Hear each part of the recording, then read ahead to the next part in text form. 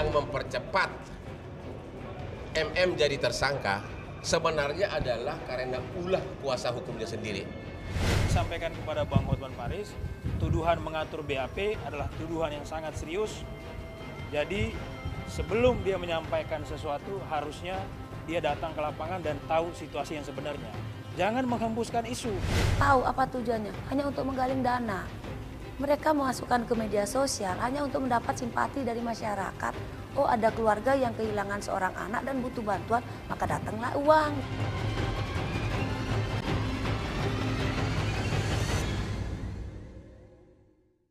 Gelap dan penuh misteri, begitulah kisah tragedi kematian Angeline yang telah membuat geger masyarakat.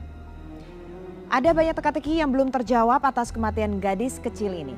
Polisi memang telah menetapkan ibu angkat Angeline sebagai tersangka utama pembunuhan. Namun apa motif pembunuhan masih penuh tanda tanya.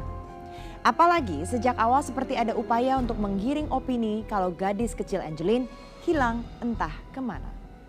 Kecurigaan ini ditandai dengan laporan ke polisi serta pengumuman hilangnya Angeline di jejaring media sosial. Padahal bisa jadi gadis kecil itu sudah terkubur di halaman rumah ibu angkatnya sejak diumumkan hilang. Berikut penelusuran tim realitas yang kembali mencoba mengumpulkan keping-keping cerita kematian.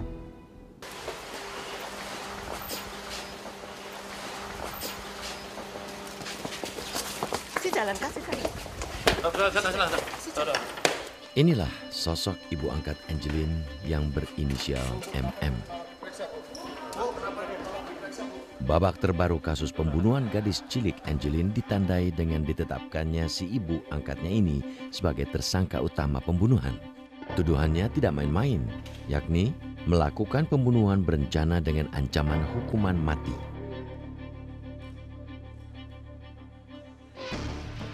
Hari Selasa pagi 30 Juni 2015, Pusat Laboratorium Forensik Mabes Polri Cabang Denpasar kembali sibuk menyambut si ibu angkat Angeline yang akan kembali menjalani pemeriksaan dengan menggunakan alat deteksi kebohongan.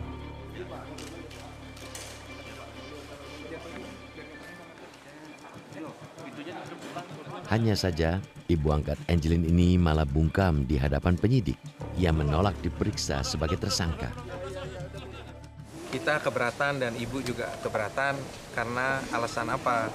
Sudah 2 kali diperiksa dan sudah ditetapkan sebagai tersangka pembunuhan. Bukankah seharusnya semua alat bukti dulu ada, semua hasil lie detector, keterangan puslap 4, semua barulah seseorang ditetapkan sebagai tersangka. Kalau sekarang sudah ditetapkan sebagai tersangka pembunuh, untuk apa lagi dilakukan? Makanya berulang kali saya bilang, kalau semua sudah cukup alat bukti, ajukanlah ke pengadilan, kirim ke kejaksaan.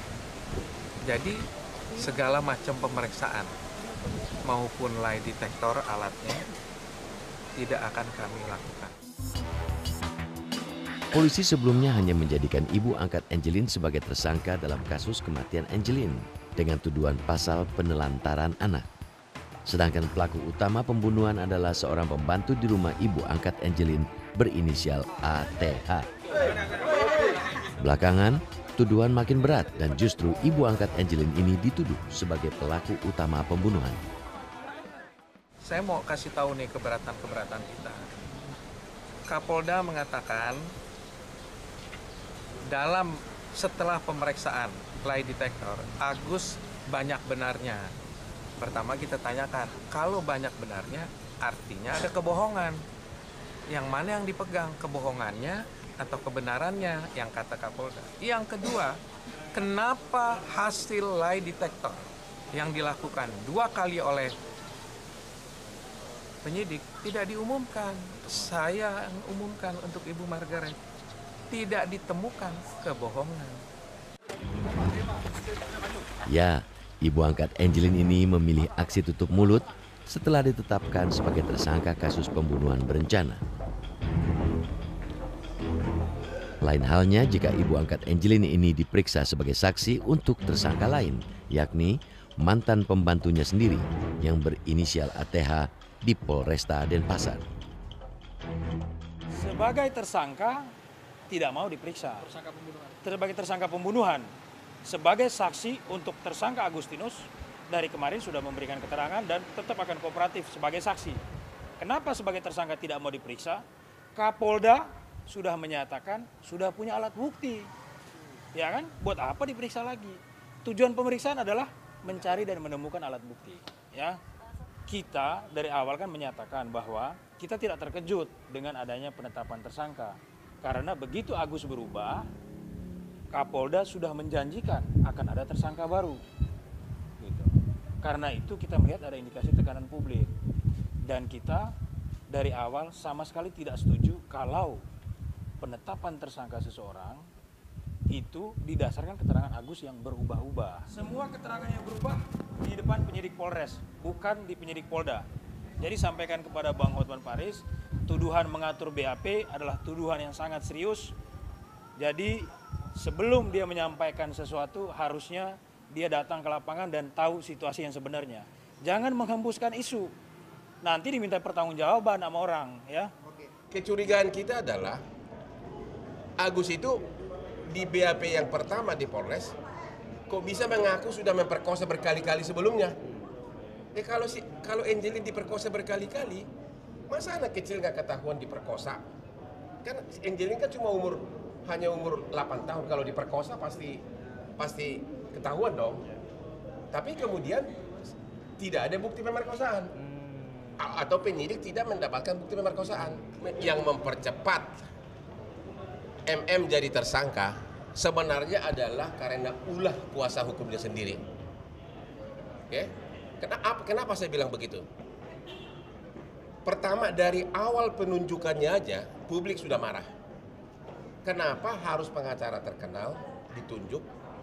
Padahal yang bertengkar itu kan yang berperang di sini kan antara majikan sama pembantu miskin dari Sumba. Jadi seolah-olah Hotma itu disewa untuk melawan kepentingannya Agus, pembantu miskin dari Sumba gitu loh. Polisi memang telah mengaku memiliki bukti-bukti baru dalam kasus kematian Angelin. Bukti yang membalik hasil pemeriksaan awal ketika kasus pembunuhan Angelin terungkap. Awalnya menetapkan mantan pembantu rumah tangga keluarga angkat Angelin berinisial ATH sebagai tersangka utama pembunuhan. Sedangkan si ibu angkat berinisial MM ini dijadikan tersangka kasus penelantaran anak. Namun, kini peran mereka berbalik. Peran dari kedua orang tersebut berbeda. Yang satu yang menyebabkan kematian, ya, sedangkan AG yang membantu untuk menguburkan jenazah Angelin. Kita melakukan penyidikan itu dibatasi masa penahanan tersangka. Jadi sebelum habis masa penahanan tersangka, berkas perkara harus sudah dinyatakan lengkap. Like a diamond in the sky. Angelin yang awalnya dilaporkan hilang pada tanggal 16 Mei 2015, akhirnya ditemukan tewas mengenaskan pada tanggal 10 Juni 2015 atau hampir 2 minggu setelah dilaporkan hilang. Jenazah bocah 8 tahun ini ditemukan dalam kondisi dikubur di halaman belakang dekat kandang ayam di dalam rumah ibu angkatnya yang berinisial MM di Jalan Sedap Malam, Kota Denpasar. Hasil otopsi terhadap jenazah Angelin menunjukkan banyak ditemukan luka lebam pada sekujur tubuhnya. Luka bekas sundutan rokok dan jeratan tali juga ditemukan pada leher bocah perempuan ini. Teka-teki dugaan penyebab kematian Angelin kian mengerucut pada sosok si ibu angkat yang kini telah ditetapkan sebagai tersangka pembunuhan berencana. Namun perlawanan pun terjadi. Hari Rabu 2 Juli 2015, kuasa hukum MM mengajukan pra-peradilan atas penetapan tersangka pembunuhan berencana ini ke Pengadilan Negeri Denpasar. Kalau menetapkan orang tersangka kan mesti ada alat bukti. Kalau sudah cukup, ya sudah. Kalau tidak cukup, tolong dilepaskan. Kan mengajukan pra-peradilan bukan untuk menang-menangan, tapi itu hak dari seorang tersangka. kan itu hak yang bersangkutan untuk menolak. Namun demikian proses penyidikan terus berjalan. Tak mudah mencari siapa pembunuh Angelin. Selubung gelap kematian gadis cilik 8 tahun itu belum juga tampak, meski bukti dan saksi sudah di tangan polisi. Penyidik pun kini menghadapi persoalan baru karena pihak ibu angkat Angelin mengajukan pra-peradilan ketika dijadikan tersangka pembunuhan berencana. Apa bukti polisi untuk menangkis serangan ini? Realitas segera kembali.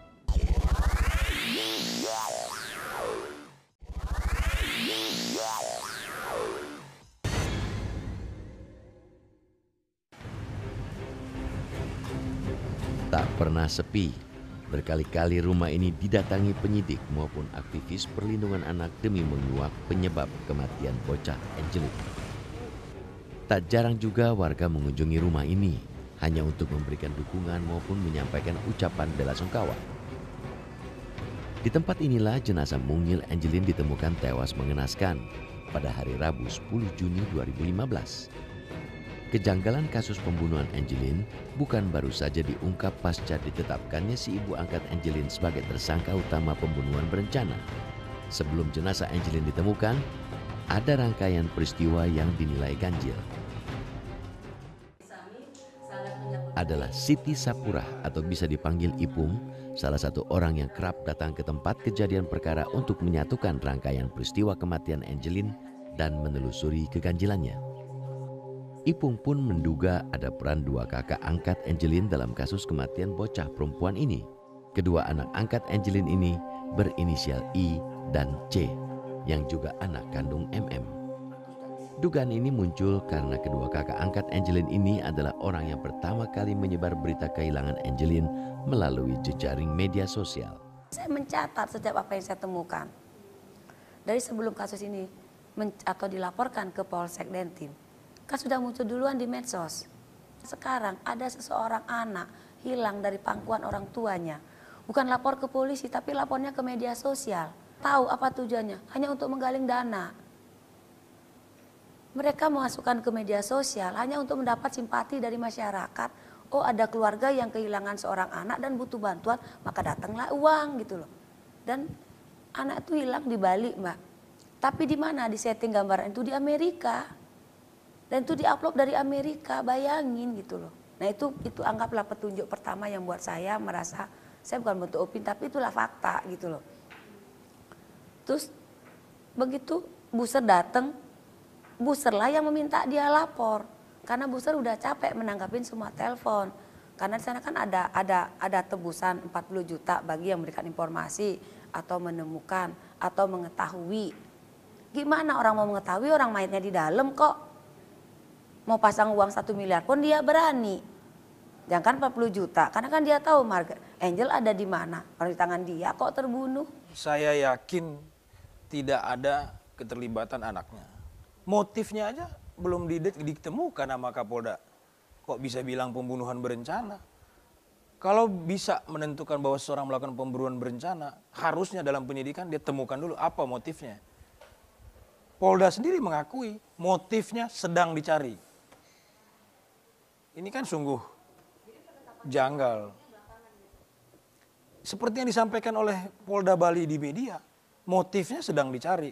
Tetapi sebagian pihak sudah dalam tanda kutip meramalkan keterlibatan anaknya. Yang ngupload di Facebook itu anaknya yang bernama Christina yang berada di Amerika. Christina diberitahukan oleh kakaknya Ivon itu jam 7 sore. Ivon diberitahukan oleh ibunya itu jam 7 sore.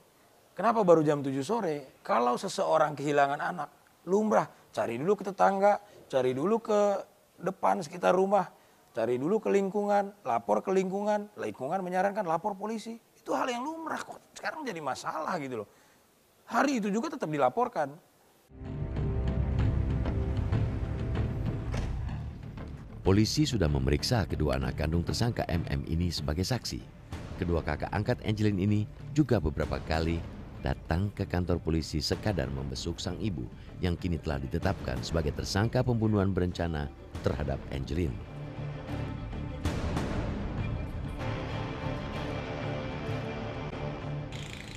Hari Rabu 1 Juli 2015, Ipung membawa serta saksi-saksi untuk menemui Lembaga Perlindungan Saksi atau LPSK. Beberapa saksi mengaku menerima ancaman maupun tekanan terkait kasus pembunuhan terhadap Angelin. Tak terkecuali Frankie Maringka, kerabat ibu angkat Angelin dari Balikpapan. Pak Hotma, Dion, Pongkor, itu kan selalu nekennya itu kan tahu, tapi kenapa nggak lapor? Kita akan kenakan pasal 5 tahun kurungan. Tuh, nah kemudian anak-anak saya juga dapat intimidasi gitu lewat Facebook. Itu pokoknya ya anak saya itu sempat ngamuk memang, tapi saya bilang udah disabar-sabarin aja. Di Facebook dikata-katain? Iya, di Facebook dikata-katain. Dan yang ngata-ngatain itu sendiri, itu termasuk omanya gitu loh, neneknya sendiri kan, tante itu dari tuh. Dari keluarga sendiri berarti itu dari Iya, keluarganya dari keluarga Megawe itu yang Ibu Lori sama Bu Patricia. Keterangan Frankie itu dinyatakan pada saat dia berada di rumah Margaret dari bulan Desember sampai Maret. Angelin hilang bulan Mei. Jadi ada waktu 3 bulan Maret, April, Mei sebelum Angelin dinyatakan hilang dan ternyata dibunuh. Kalau betul pernyataan Frankie yang menyatakan ada penyiksaan, dipukul pakai bambu, 3 bulan anak itu ke sekolah, 3 bulan anak itu main-main ke mall, nanti kita bisa hadirkan. Bila perlu CCTV tempat hiburan yang didatangin, kita hadirkan juga. Rahmat Handono, lelaki yang pernah menyewa kamar kos selama 3 tahun bersama istrinya di rumah ibu angkat Angelin, juga termasuk dalam saksi yang memohon perlindungan kepada LPSK. Handono tahu betul bagaimana Angelin diperlakukan oleh ibu angkat bocah Malang ini. Tapi kalau malam, hampir tiap malam itu marah-marahnya itu teriak-teriak. Si Angelin itu, jangan mami, sakit mami, gitu. Agus kan begini. Dapat sebulan, dia minta berhenti kerja gitu, tidak kuat kerjaannya gini, terus sering marah-marah gitu. Sama Margaret tidak boleh, jangan dulu Gus, tunggu sebulan lagi. Saya mau ke Jakarta memperpanjang STNK. Nyatanya tidak pergi-pergi, tetap di situ. Nah dalam kurun waktu itu saya melihat Agus itu ngangkati tanah pakai arko itu udah. Enggak 3, 4 kali. Enggak, sebelumnya. Jauh 2-3 minggu sebelumnya ada. Galinya saya enggak tahu, karena itu pokoknya dari belakang juga ke depan gitu aja. Rahmat Handono tidak kita bantah. Rahmat Handono melihat Agus mengangkat sekop mondar-mandir berisi tanah. Rahmat Handono adalah, walaupun sekarang Siti Sapura menghadirkan dia untuk membuktikan ada perencanaan, buat kami Rahmat Handono adalah saksi meringankan buat kami. Kenapa begitu? Ibu Margaret di dalam BAP-nya menerangkan seperti ini. Si Agus diperintahkan untuk mencari tanah-tanah kering untuk menutupi kotoran-kotoran ayam yang ada di sekitar rumah dan di dalam kandang. Sehingga si Agus dengan skop mengangkat-angkat tanah, mondar-mandir di sekitar halaman, betul. Perintahnya ngambil tanah kering untuk menutupi kotoran ayam. Tetapi yang dilakukan Agus adalah dia mengambil tanah keringnya di satu tempat, jadi menciptakan lubang. Itu sudah ditegur oleh klien kami. Klien kami bilang jangan bikin lubang, yang dibikin adalah ambil tanah kering, tutupin semua kotoran ayam ada di sekitar halaman. Bu Setu nanya, Agus, jenazah Angel diketemukan di dalam rumah ini, apa keterlibatan kamu? Nah di situ Agus mengakui, si Angelin dipanggil sama ibunya jam 12 siang, kemana? Ke kamar.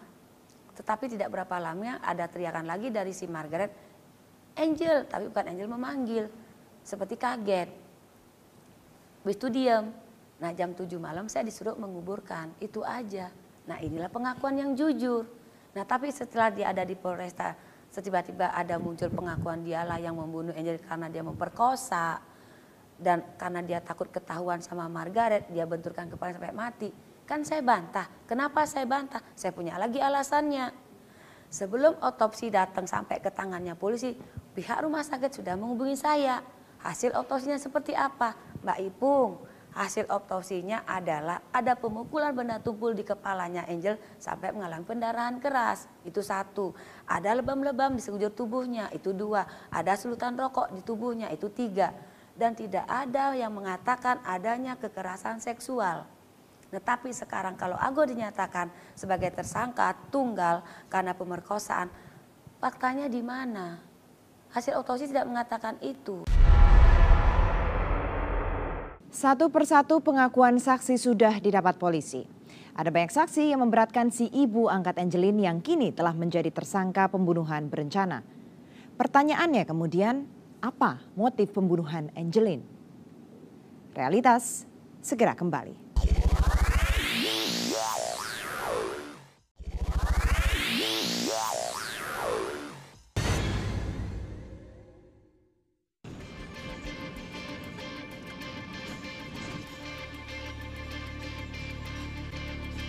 Hari Kamis 2 Juli 2015, tim kuasa hukum tersangka ATH menyambangi kantor Polda Bali untuk menemui mantan pembantu MM. ATH disebut-sebut sebagai saksi kunci yang tahu persis peristiwa pembunuhan Angelin.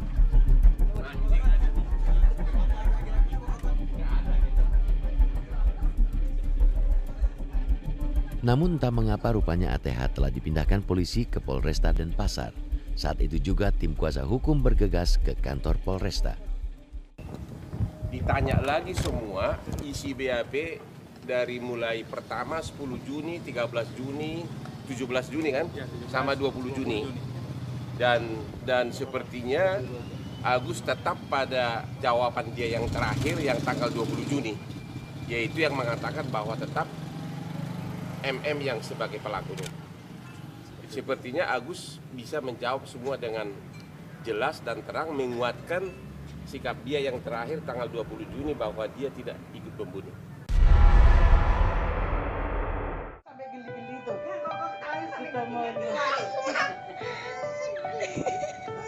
Misteri kasus Angelin masih terus digali hingga menjadi terang. Laga pembuktian selanjutnya akan berlanjut di pengadilan.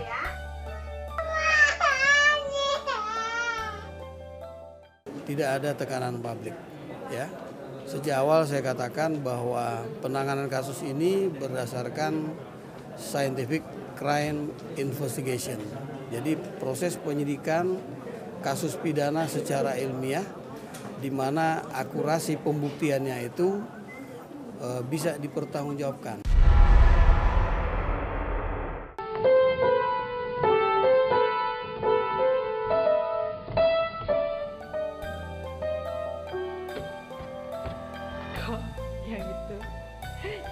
Ada apa di balik kematian Angelin sampai hari ini memang belum terang benderang. Kalau benar ia dibunuh secara terencana, apa motifnya? Apalagi melibatkan orang-orang dekat. Kematian Angelin harusnya membuka mata kita semua kalau masih ada persoalan besar menyangkut anak-anak negeri ini. Sudah cukupkah lembaga ataupun undang-undang yang ada sekarang? Atau ada lubang-lubang yang luput dari perhatian? Saya Andini Effendi bersama tim Realitas. Sampai jumpa.